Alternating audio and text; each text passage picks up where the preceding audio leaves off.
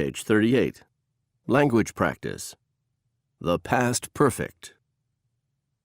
By the time my plane landed, my connecting flight had left.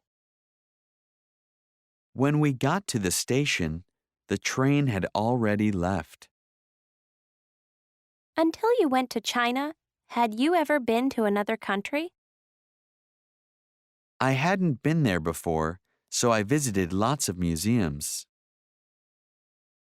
How long had you studied French before you moved to Paris? Page 38. Pronunciation. Reduction of had in the past perfect. Listen. Notice the reduced sound of the helping verb had. 1. The flight had already left. The flight had already left. 2.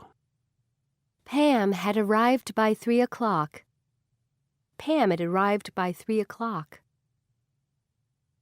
3. How long had you studied? How long had you studied? 4. What had you expected to see? What did you expected to see? Page 39. Listening. Listen to the people describe their vacation problems. Which sentence best describes each situation? Choose the correct answer. 1.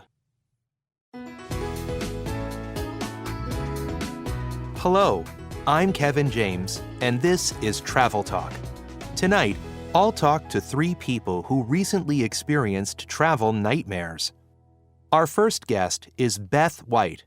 Hi, Beth. What's your story? Well, Kevin, my friend and I flew to Mexico last spring. We made reservations, and everything seemed fine. And the flight to Mexico City started out okay. But suddenly, they said that the weather was bad in Mexico City. So we were going to land at a place called Tampico. Okay, I know it. On the coast. Nice place. Maybe it is. I don't know. We just sat on the runway at the airport for 5 hours. 5 hours? Didn't anyone complain? Of course. But eventually, the weather got better, and we finally took off. And after that, it turned out to be a pretty great vacation. 2. Okay, our next guest is Ritsuko Ono.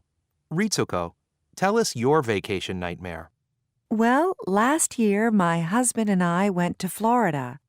Was it your first time there?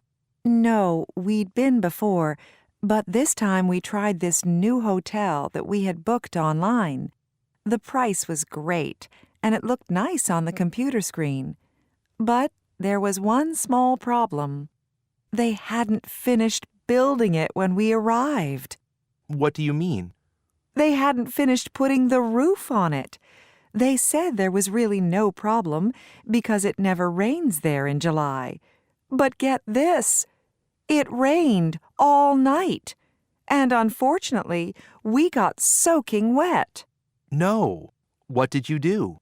We sat by the swimming pool and watched the rain. 3.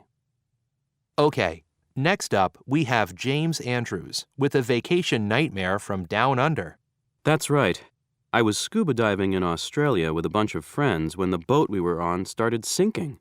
Oh no, you're kidding. No, and the boat's radio didn't work. And here's the best part. Surprisingly, only one person had a phone with them. Really? It was this British guy, and his battery was running low. I guess he'd forgotten to charge it before we left, so he made one last phone call to his mother. His mother in England? Yes. The guy explained the situation, and then his mother made some calls and got help. So finally, a few hours later, we were rescued. Well, that's good. But how scary. Yeah, but it makes a pretty cool story. Page 39. Listening Plus. Listen to the rest of the program. What travel advice does each person give? Write B, Beth, R. Ritsuko, or J. James?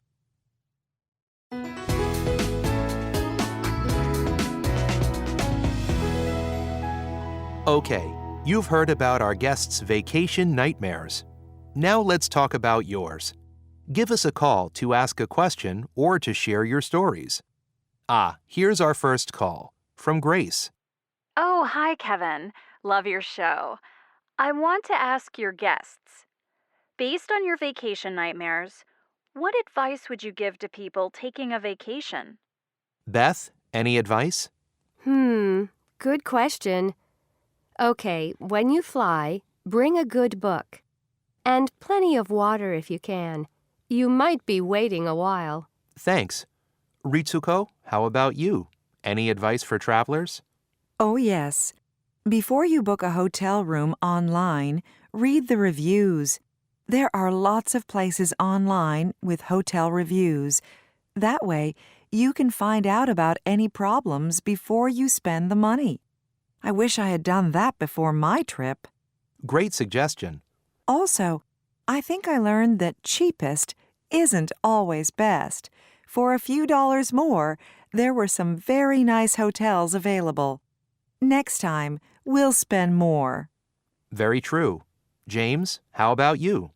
Well, obviously my advice is to bring a phone wherever you go and charge the battery.